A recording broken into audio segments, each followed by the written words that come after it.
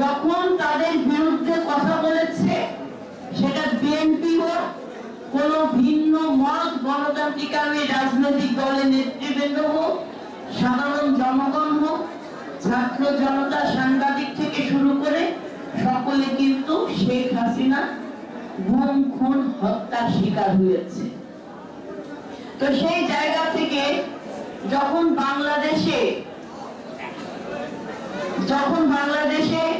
সারা বাংলাদেশে শেখ হাসিনা সন্ত্রাস বাহিনী, লুটপাটকারীরা এবং সংগঠনের নেতৃবৃন্দরা হাজার হাজার কোটি টাকা লুটপাট করছে,